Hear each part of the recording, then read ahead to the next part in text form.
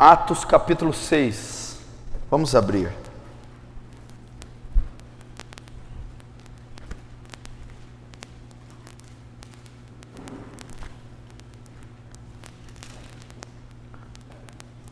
Atos capítulo 6, no versículo 4.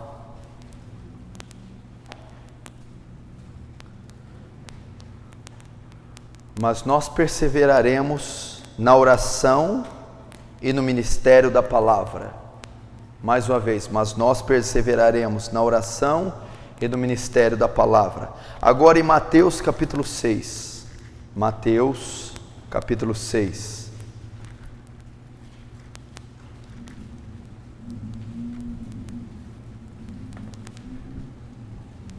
Livro de Mateus, no capítulo 6.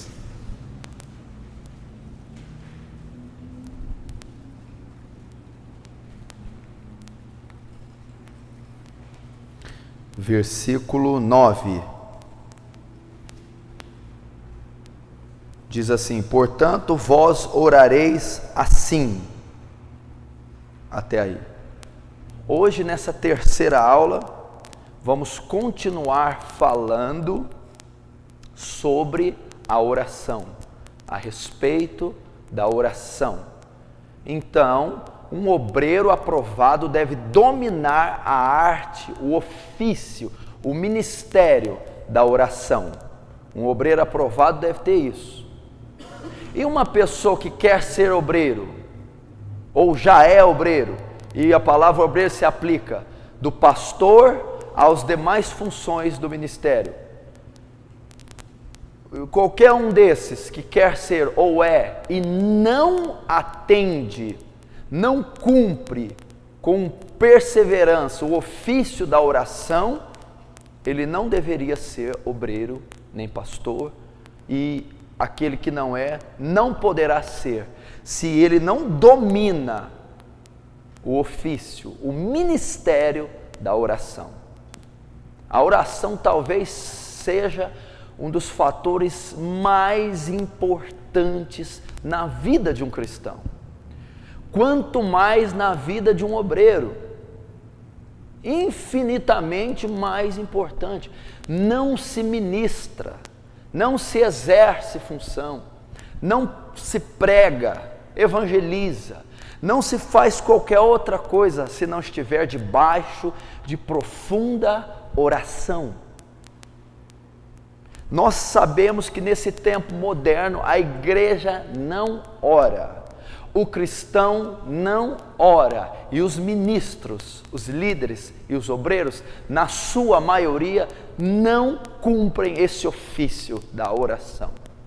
Não há possibilidade de se ter igreja sem oração. E se tem e não há oração, não há possibilidade de haver eficácia. O que é a oração? Por que a importância da oração? A oração significa dependência de Deus. A oração significa profundo contato com Deus, profunda comunhão com Deus. Então, o obreiro que passa, que tem uma vida de oração, ele está dizendo assim, ó, o meu ministério é regido por Deus. O meu ministério é guiado pelo Espírito Santo. A obra que eu faço é executada pela divindade. Como? Através da minha profunda vida de oração. E o obreiro, o cristão, o pastor que não tem vida de oração, o ministério dele é executado pela carne, pelo intelecto, pela força humana e não pela divindade. Isso é uma grande verdade. Grupos de louvores, ministros de louvores, pregadores da palavra, teólogos, qualquer ministério exercido onde um obreiro não tem vida de oração, ele está exercendo aquilo pelo poder intelectual e carnal, independente se a melodia, se o se a letra que ele canta é bela, se ele tem um talento descomunal vocal ou instrumental, se ele tem uma qualidade teológica incrível, se ele tem uma oratória poderosa, se ele não tem uma vida de oração, todo esse talento só atinge o campo terreno, só o campo emocional, intelectual, não atinge o principal campo, que é onde o cristianismo deve atuar, o campo espiritual. Todo mundo aqui lembra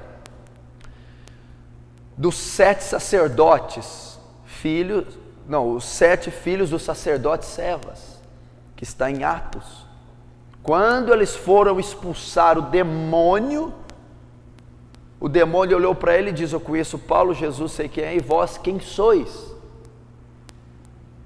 Aqueles 7 rapazes estavam executando aparentemente um ministério, uma função. Eles estavam executando o ministério vamos usar esse nome, de libertação. E eles usaram o modelo que Paulo, o mesmo modelo que Paulo usou para expulsar um demônio. Nós te conjuramos, demônio, no nome de Jesus a quem Paulo prega. Ou seja, a nomenclatura foi igual, o estilo, o método, o perfil, foi todo correto, foi todo exteriormente bonito, mas não eram homens que tinham expressão no mundo espiritual, e eles estavam mexendo com algo de caráter espiritual, e não funcionou, não teve êxito algum, não teve valor nenhum. Por quê? Provavelmente aqueles homens não tinham vida de oração, aqueles homens não eram espirituais, aqueles homens não tinham características espirituais que são dadas a uma pessoa que tem vida de oração. Então eles não atingiram o campo que deveriam atingir, o campo espiritual. Atingiram o campo terreno, o campo teológico, o campo didático, estereótipo, mas não atingiram o espiritual. E só um homem ou uma mulher de oração que tem, eu estou dizendo que tem um ministério de oração, um compromisso, que tem uma vida, um relacionamento, que tem uma responsabilidade com a oração. Não que ora quando quer, quando supõe ser necessário. Essa pessoa que tem essa responsabilidade, esse ofício, esse ministério de oração, ele tem reconhecimento no mundo espiritual, e a vida, o ministério dele atua em campo espiritual. Foi isso que ocorreu na passagem de Atos com os 7 filhos do sacerdote Cefas. E muitos cristãos, aquilo ali tipifica o cristianismo moderno, as igrejas modernas e os ministérios modernos. Eles têm toda a pompa exterior, eles têm todo o aparato exterior, mas não têm reconhecimento, expressão no mundo espiritual, no campo espiritual, e a maioria disso deve-se à falta de oração. E se vocês querem ser obreiros aprovados, ou obreiros, ministros, ou já exercem seus ofícios, e se vocês não têm vida de oração, não cumprem um ofício, uma responsabilidade, um ministério da oração, vocês não serão obreiros aprovados, vocês nem sequer serão obreiros. E se vocês forem, poderão ser, mas não serão aprovados, não terão êxito. Se o ministério de louvor, ele tem todos os seus componentes, tem o seu instrumental, tem as composições e ótimos vocalistas, mas não são ministros, não é um conjunto que atua debaixo do poder do Espírito Santo, ele não tem eficácia nenhuma, ele não serve para nada. Se não é um ministério que tem profunda oração e não atinge o mundo espiritual, não transforma vidas, não muda corações e pensamentos, não tem propósito nenhum de ser esse ministério. Se ele não confronta o reino das trevas, se ele não choca o mundo espiritual, se ele não transforma almas, ele não tem razão de ser. E isso se ocorre é devido à falta de consagração mediante a oração. O ministério da palavra tem muito pouco proveito se o ministro não for um homem de oração. O próprio Moody dizia: um homem de joelhos antes do culto é o melhor homem de pé em cima do púlpito. Muitos hoje visam o conhecimento teológico, teórico, bíblico, acadêmico. Temos inúmeros de ministros, teólogos, o conhecimento avançadíssimo, o recurso teológico didático que os ministros têm nessa era o volume é tão grande como nunca houve na história. Porém, não são homens de oração. Os grandes feitos da história não foram movidos por conhecimento acadêmico. Os grandes feitos, o grande êxito da maioria dos ministros, de todos do tempo passado, não foi dado ao acréscimo acadêmico, foi dado aos joelhos dobrados, a vida de oração. Homens moveram eras de joelhos. Então nós devemos orar. Você deve aprender a orar. Você deve orar. Meu irmão, eu digo uma coisa para você: se você fizer todos os princípios da vida cristã e não orar, esses princípios não servem para nada. Eles não resultarão em nada. Eles não servem para nada. Pois a oração é o próprio contato com Deus, é a perfeição se encontrando com a imperfeição. Não conseguimos isso de nenhuma outra forma, a não ser por intermédio da oração. Só a oração traz o contato com o perfeito encontrando-se com o perfeito. Aqui na frente, João Neto, por favor. É aula, se for ficar lá atrás, fica lá na calçada. Olha.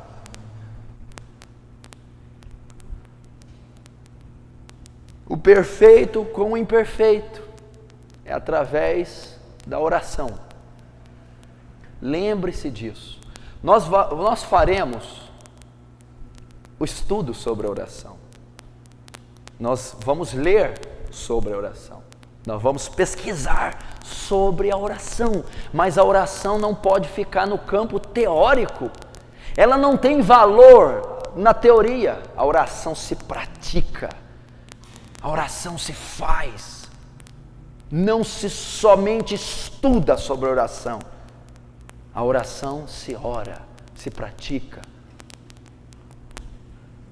Então lembre-se disso. Se você não domina esse ofício, se você não tem vida de oração, e eu sei que os seus olhos me revelam que você não tem, os olhos de alguns sabem que a oração para você é um prato rápido, é um fast food, é algo corriqueiro, é rápido na tua vida, é um negócio muito apressado. Você precisa aprender a dominar, senão, meu filho, jamais, nunca você vai mover uma palha sem oração. Você não vai ganhar uma alma, sua pregação não atingirá coração nenhum, o seu louvor não servirá para nada se você não for um homem e uma mulher de oração. Você não vencerá uma batalha, você não será regenerado no seu caráter, você não vencerá o pecado, você não crescerá em conhecimento, em revelação da Escritura sem a vida de oração.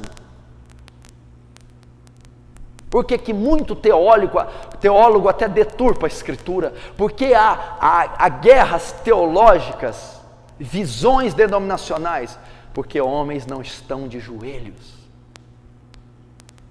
estão defendendo genealogias e questões loucas que Paulo condenou em séculos até hoje. Se você perguntar e procurar saber a vida dessas pessoas, desses ministros, desses debatedores, não são homens espirituais, não são homens de oração, não são homens piedosos, não têm o caráter regenerado, não têm a mente de Cristo, não têm o fruto do Espírito, não têm novo nascimento, são só acadêmicos.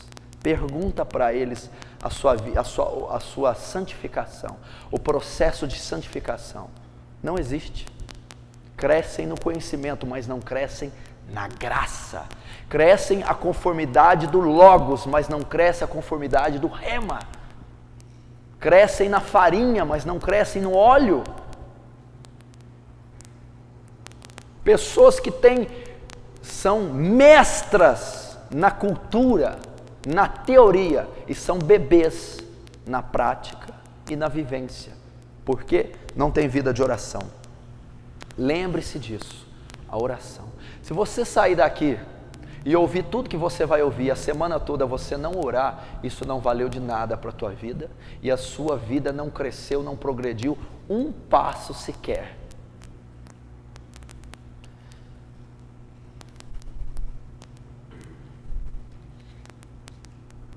Bom, eu definiria a oração como um contato direto com Deus, um contato com o fluxo de toda a vida, espiritual, física e ministerial. Isso é a oração, um contato com todo o fluxo de vida. E eu quero,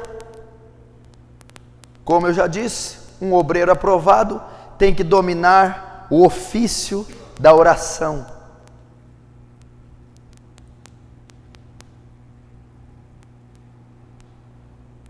Ele tem que dominar esse ofício para ser. Só que antes de nós orarmos, escute, de você começar uma vida profunda de oração, você precisa aprender a orar, aprender como orar. A verdade de muitos cristãos é que são ignorantes quanto à oração.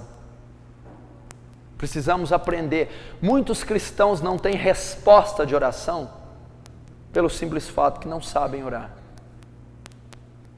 Muitas igrejas não avançam porque oram de maneira errada, muitas campanhas de oração são feitas de maneira errada, muitas orações são feitas com a intenção errada. Nós precisamos aprender a orar. E qual o modelo correto de orar? É o modelo bíblico. Não podemos orar. Como que a maioria de nós ora? Nós oramos de maneira tradicional, que foi transferida de antepassados e usamos como modelo. Nós oramos porque vimos alguém orar, porque nossa congregação nos ensinou a orar daquela maneira. O modelo e o padrão de oração que temos é muitas vezes cultural e tradicional, transferido de gerações passadas, mas a maioria não é bíblico. A maneira correta de orar é a maneira bíblica, é como a Bíblia ensina, não como nós supomos que ouvimos. É a maneira bíblica. E abra em Lucas capítulo 11. Essa foi uma dúvida também dos discípulos. Lucas 11. Lucas capítulo 11, no versículo 1 diz assim: E aconteceu que, estando ele a orar num certo lugar, quando acabou, lhe disse um dos seus discípulos: Senhor, ensina-nos a orar, como também João ensinou aos seus discípulos. E ele lhes diz: quando orar, dizei. Aí então ele ensina. Foi também, olha só, uma dúvida dos discípulos. Como orar? nos ensina como João ensinou os seus discípulos. Era uma dúvida dos discípulos daquela época, não só orar, mas aprender como orar, aprender a orar. Então você vai colocar aí, antes de orar, eu devo aprender como orar. Lucas 11:1. Você já parou para pensar que a maneira que você está orando pode estar errada? Você já procurou saber na Bíblia qual é a maneira certa de orar? Você já estudou na Bíblia a maneira correta de orar? Você já usou um modelo de oração? A oração de Daniel, Esdras, Neemias, Salomão, Moisés, Jesus em João 17? Ou o seu modelo é aquilo que você ouve nas igrejas neopentecostais e pentecostais? Você sabe se a maneira de se dirigir a Deus é a maneira que você se dirige? É a maneira bíblica? Você já procurou saber como é que se faz uma petição biblicamente? Você sabe que na oração ela tem que ter um teor de adoração? Você sabia que na oração você tem que adorar? E você sabe como adorar a Deus na oração, mediante as Escrituras? O arrependimento, a confissão de pecados, a intercessão, ou a nossa maneira de orar é como o pastor ora, como a igreja tal ora, ou a outra igreja ora, e não é a maneira bíblica? Muitos não vão ter sucesso, a oração não será eficaz, não terá êxito, não será produtiva, não honrará o Pai, não agradará o Pai se não for a maneira bíblica, a maneira que as Escrituras ensinam. Essa é a maneira de se orar. Eu devo pesquisar, procurar, me aprofundar nas Escrituras. Como é a oração? Como deve ser feita a oração? Assim como eu dei nos outros estudos, os outros ministérios, nós somos ignorantes quanto aos ministérios por falta de conhecimento bíblico. Da mesma forma, nós somos ignorantes na oração, na eficácia, no poder dela, por falta de conhecimento bíblico. Então nós devemos buscar o conhecimento não só para orar, mas para saber como orar. E foi uma dúvida dos discípulos: Mestre, Senhor, nos ensina a orar, como João ensinou aos seus discípulos. Então, Jesus dá um modelo de oração em Mateus 6, que virou tradicional, né? A oração do Pai Nosso, cultuada de forma, praticada de forma litúrgica pela Igreja Católica, e não como um modelo de etapas a ser estudado para a oração. Abre lá em Mateus 6 novamente.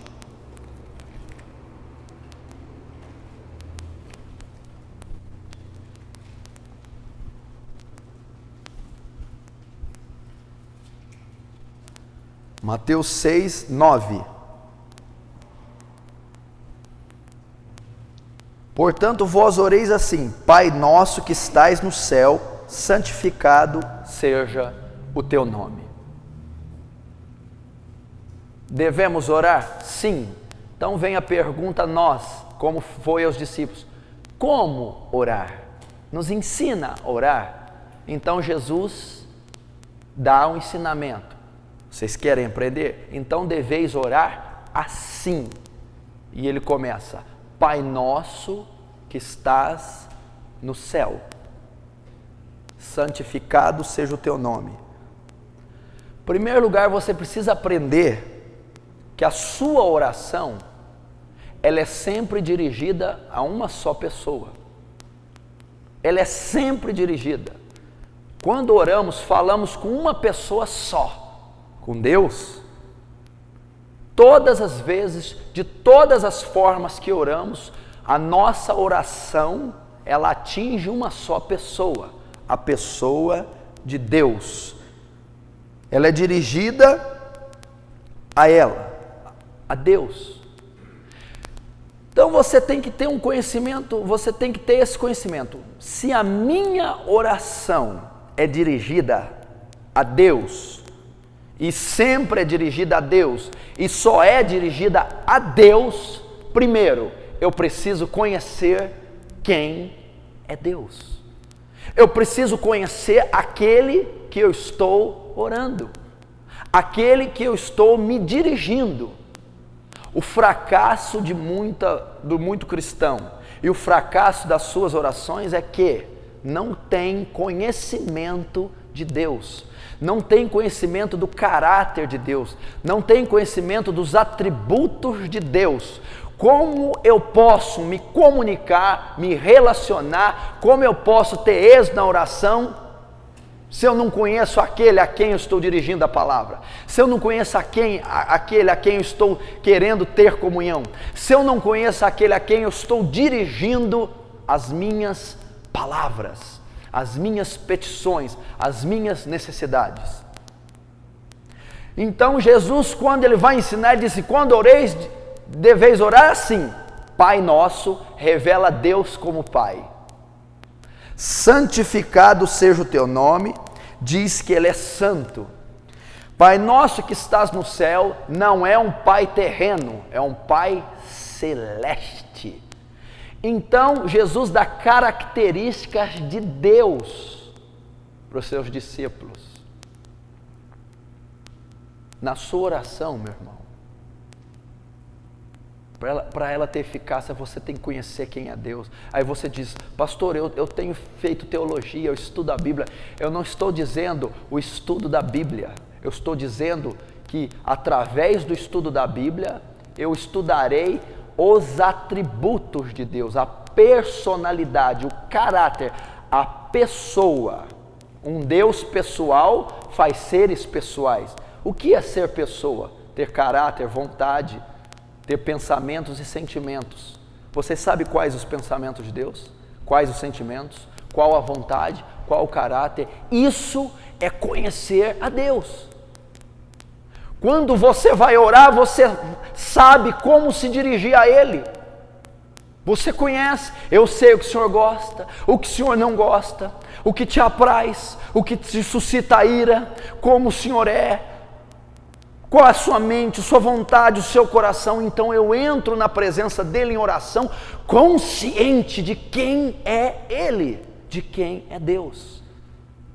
Muitas pessoas oram, fazem orações ao vento, orações sem propósito, orações lançadas no ar, porque não sabem aonde, em quem estão sendo transferidas essa oração, porque não o conhecem. Então, uma oração eficaz deve ser uma oração com conhecimento daquele a quem a oração é dirigida, Deus. E o fracasso da igreja, da vida de oração de muitos cristãos, é porque não tem conhecimento algum da pessoa, da personalidade, do caráter, da essência de Deus. Você poderia me dizer 5 atributos de Deus? Você poderia dizer 5 faces da sua personalidade? Você poderia dizer qual a diferença do Deus do Antigo Testamento e o Deus do Novo Testamento? Você poderia me descrever alguma coisa do caráter pessoal de Deus? Como é que você vai falar? Você já viu quando você dirige uma súplica, uma necessidade à sua mãe ou a seu pai? Você tem intimidade com ela, você conhece o jeito dela, você sabe a hora de pedir, você sabe como se dirigir a ela. Por quê? Você conhece totalmente a sua mãe ou o seu filho. A comunicação com eles é fácil, a resposta de um para com o outro é fácil, o retorno, o feedback é fácil. Por quê? Porque ambos, e principalmente aquele que suplica, tem conhecimento de quem ele está suplicando. Agora, como teremos comunhão com Deus se não conhecemos a Deus? Como nossa oração será eficaz se não conhecemos a Deus? Pastor, mas por que tem que conhecer a Deus? Está falando de oração, dobrar o joelho e ir para o monte, ficar cheio do Espírito, pastor. Isso que você está falando é teologia, não tem nada a ver. Não! Quando eu vou para o monte, quando eu fico cheio do Espírito, quando eu dobro o joelho, tudo isso é transferido, é convergido em uma pessoa só, em Deus. E se eu não conheço Ele, não tem Espírito Santo, não tem resposta, não tem transformação, não tem vida, não tem contato com a fonte de tudo. Ele é a fonte. Eu sou o caminho, a verdade e a vida. O caminho, Jesus, a verdade, o Espírito, a vida, o trono de Deus. O trono, Deus, é o fluxo de vida. E só conseguimos chegar nele através da oração. E a oração com êxito, a oração a ser atendida, deve haver conhecimento daquele que é o único capaz de responder às necessidades. A oração do homem é Deus. Só Deus pode responder. É Deus quem move em resposta à oração, é Deus quem move em resposta à fé, é Deus que move todas as coisas.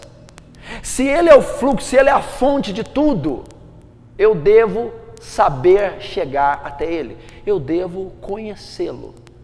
Então você deve estudar a Bíblia, e no estudo da Bíblia você deve procurar saber como é a personalidade de Deus. Olha que coisa forte, a personalidade.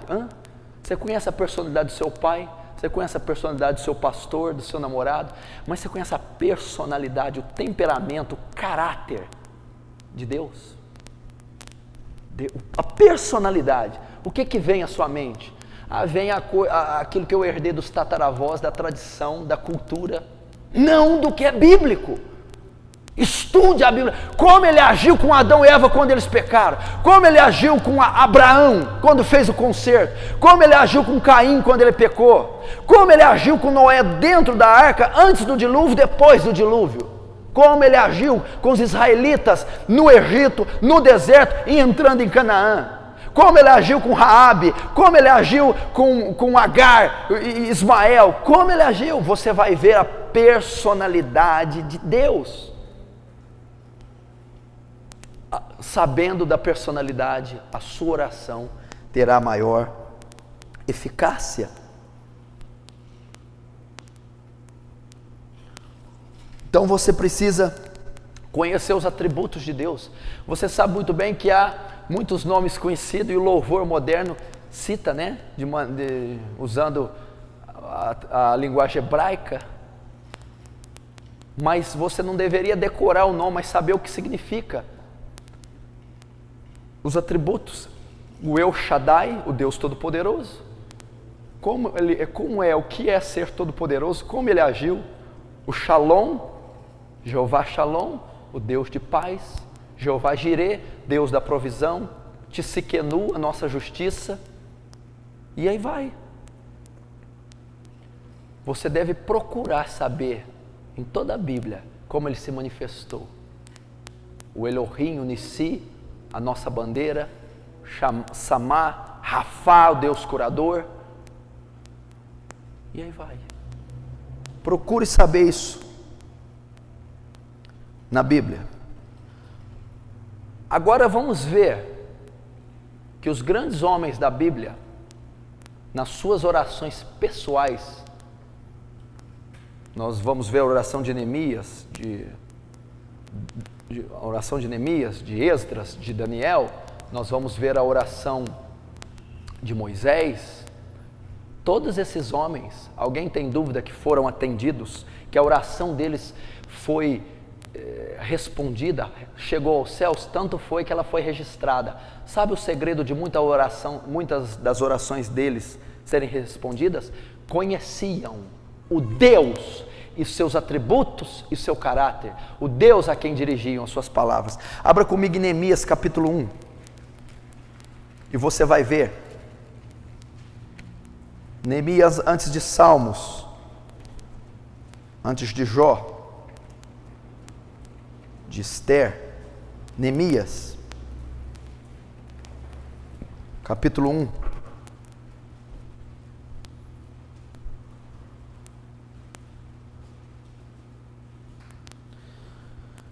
Neemias 1, você pode anotar no versículo 5. Anote aí, Neemias 1, 5. Olha o que ele diz. Ele vai começar a oração agora. E disse: Ah, Senhor, Deus dos céus, Deus grande e terrível. Até aí.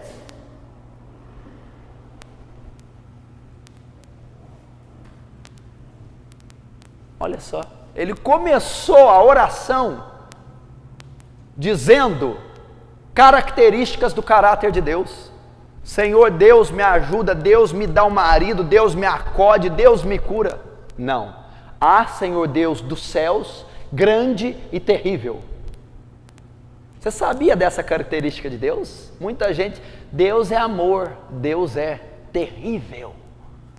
Deus grande e terrível. E Deus dos céus, um Deus espiritual, um Deus onipotente, grande e um Deus terrível. Então, a oração de Neemias foi uma oração consciente do caráter de Deus, conhecia a pessoa. Ele não disse tua força, ele não disse a tua criação, diz a sua personalidade. Deus, tu és grande, tu habita no céu e tu és terrível. E a Bíblia diz que Neemias era um homem de oração e fez um feito fantástico no seu livro, o livro de Neemias, que foi reconstruir os muros, os portões, trazer a glória de volta a Jerusalém. E como Neemias começou tudo, como Neemias fez uma reforma, como Neemias fez uma restauração, igreja, como Neemias foi um homem fantástico, foi através da oração. Primeiro ele orou, ele recebeu a informação, a primeira coisa, Neemias, seus irmãos, seu povo, seus pais estão em grande miséria, estão as portas queimadas a fogo, os muros fendidos. A primeira coisa que Neemias faz, ele ora. Porque um homem de Deus ora. A primeira coisa que Neemias fez, tudo que ligares na terra será ligado nos céus. Neemias não foi tomar alguma atitude braçal, não foi dar um telefonema, não foi carnal. Neemias orou. Aprenda isso na sua vida. Quando algo acontecer, suceder, quando uma notícia vier, quando a decisão for tomada, a primeira coisa que você deve fazer instantaneamente, imediatamente, é orar. Ele foi orar. E qual o êxito? Como foi a oração? Por que foi respondida? Porque a oração dele era acompanhada de conhecimento de Deus. Ah, Senhor, ele diz aqui, ah, Senhor, Deus dos céus, Deus grande e terrível. Neemias 1:5. Vamos ver agora um livro antes, Esdras 9. A oração de Esdras, ou Esdras. Versículo 6. Ele começa a orar. E disse: meu Deus, estou confuso e envergonhado para levantar a ti minha face. Agora o versículo 15. Ah, Senhor Deus de Israel, justo és. Até aí. Ah, Senhor Deus de Israel. Primeiro ele começa a orar no 6. E aqui no 15 ele mostra um atributo de Deus. Pode anotar Esdras 9:15. Deus é justo. Você entendeu a oração dele? Dirigiu o rosto a Deus, falou com Deus, orou a Deus, mas tinha conhecimento de quem Deus era. E ele dá mais uma das características, da personalidade, dos atributos de Deus. Ele diz aqui: ah, Senhor Deus de Israel, justo és. Deus é justo. A Bíblia diz que juízo e justiça são a base do seu trono. No Salmo diz: juízo é o alicerce, o fundamento dele é justiça, juízo. E ele foi a Deus sabendo: eu vou dirigir meu rosto a ti sabendo que tu és justo. Tu julga com justiça, com fidelidade a causa do teu povo. O Senhor é um Deus de equilíbrio, um Deus de verdade, um Deus de juízo, de preceito, de mandamento, de coerência. Está entendendo? A oração dele foi consciente do caráter de Deus. Isso é muito importante você saber.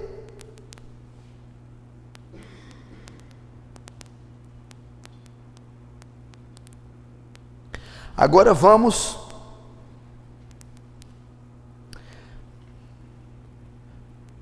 para Daniel 9, lá nos profetas maiores, o último profeta maior. O 9:9, sim, isso. Ao Senhor nosso Deus pertence a misericórdia e o perdão, pois nos rebelamos contra Ele. Misericórdia. Deus é um Deus misericordioso. Essa passagem que eu estou lendo, essas passagens são as orações que os homens faziam a Deus. E essa de Daniel, ele diz assim: pois o Senhor é um Deus misericordioso. O que é misericórdia? É aquilo que ele devia fazer e não faz. Somos merecedores de castigo, ele retira, não vou fazer. Daniel tinha consciência de mais um atributo: misericórdia. Então a oração de Daniel foi recheada de conhecimento da pessoa de Deus, não só de conhecimento divino, porque conhecimento divino pode ser as coisas de Deus, não a pessoa de Deus. O caráter é misericordioso. É misericordioso. Então nós temos que aprender isso. Ir a Deus em oração, sabendo do seu caráter. Agora, abra comigo em 1 Reis capítulo 8, versículo 27, é a oração de Salomão. Diz assim, 1 Reis capítulo 8, versículo 27. Na verdade, habitaria Deus na terra? Eis que os céus e até os céus dos céus não te podem conter, quanto menos essa casa que eu tenho edificado. Até aí. Ele orou. Como é que ele sabia isso? Que Deus não cabia numa casa, que nem os céus pode conter. Salomão conhecia a onipotência de Deus, a majestade, a magnitude, a grandeza. Olha como que ele se dirigiu a Deus. Muitos de nós vamos a Deus achando que Ele é nosso irmão, que Ele é carnal, que Ele é um amigo, batemos boca. Salomão diz: como que eu vou edificar uma casa, se nem o céu dos céus podem te conter? Davi diz: o céu, teu trono, a terra, estrado dos seus pés. Ele mostrou uma parte de um dos atributos: onipotência, um poder inatingível pela mente, uma grandeza que a corrupção do corpo, da mente, da alma, não pode alcançar. Davi no Salmo 139, tal ciência para mim é maravilhosíssima, tão profunda que eu não posso atingir. Que ciência? A onipotência de Deus, os atributos de Deus está no Salmo 139. Coloca aí, Salmo 139, os atributos de Deus.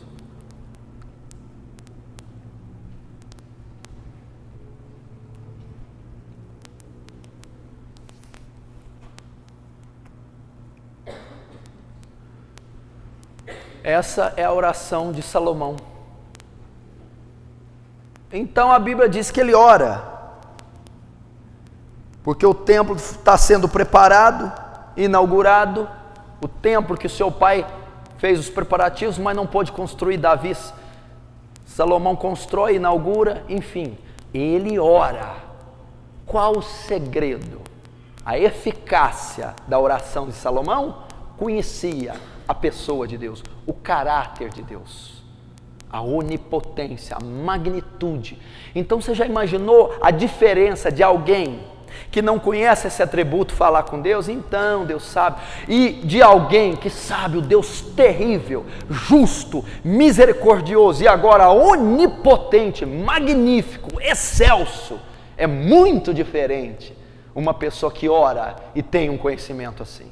É muito diferente orar, não vendo, não tocando, mas sabendo e entendendo quem é, com quem é, como é, o que eu estou falando, a grandeza, a perfeição, a magnitude. Eu tenho conhecimento específico da sua personalidade, temperamento, caráter, vontade, perfeição. E ele diz com a boca cheia, diz descrachadamente: como é que eu vou edificar a casa para o Senhor se nem o céu dos céus pode te conter? Diz aqui, ó: mas na verdade habitaria Deus na terra? Aqui ele está dizendo que não pode habitar na terra porque não cabe e porque é corrompida. Então ele está dizendo: Deus é santo. Depois de eis que os céus e até os céus dos céus não pode conter, ele está dizendo: sistema solar, universo, coisas criadas, não pode me conter, eu estou acima das coisas criadas. Quanto menos essa casa que tem edificado, quanto menos um objeto feito por homens. Então aqui ele está mostrando a magnitude para nós, quando chegarmos a Deus, nos assombrarmos, temermos, nos diminuirmos. Um grande homem de Deus, o Josué Arião, quando ele olha, ele diz assim, ó, na oração dele, diz assim, ó: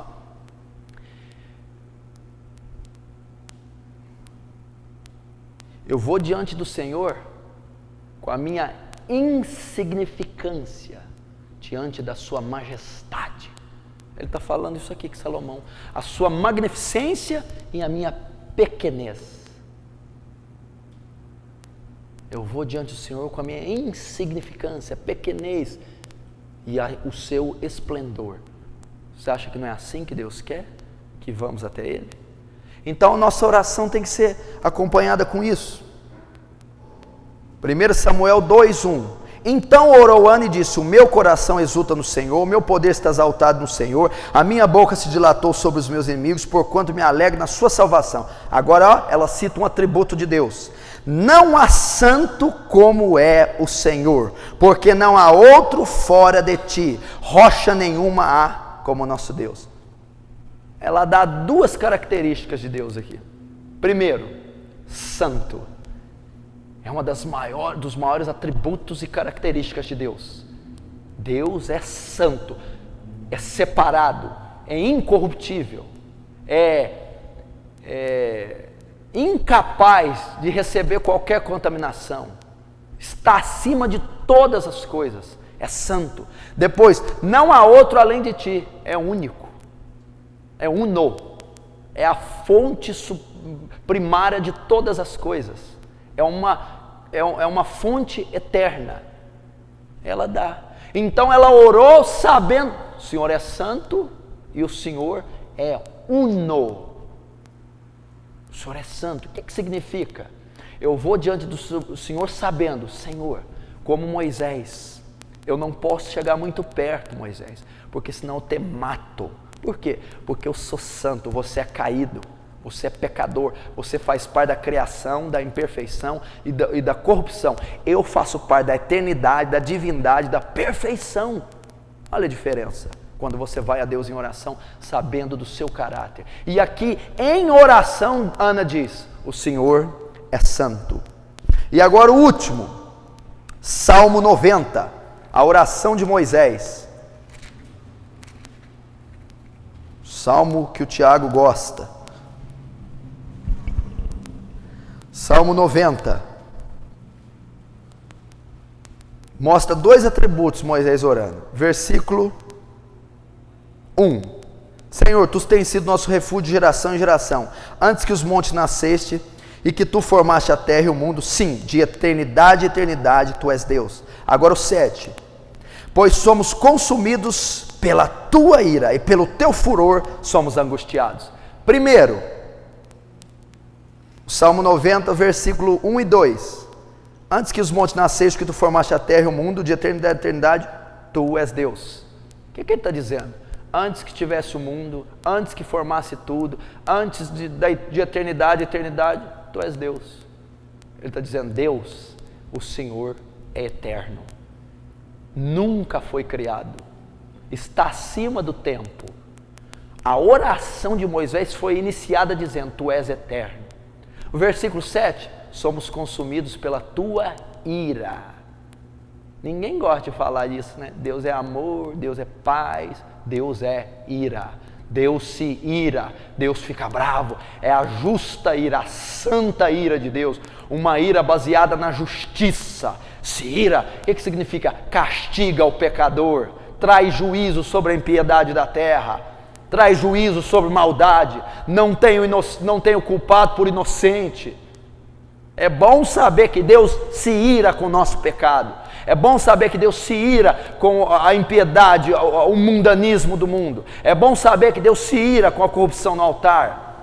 É bom saber que Ele aplica justiça e juízo com a sua santa, justa ira sobre a maldade. Olha lá. Então Moisés fez essa oração. Então, nossa oração deve ser acompanhada de conhecimento de Deus. Vocês notaram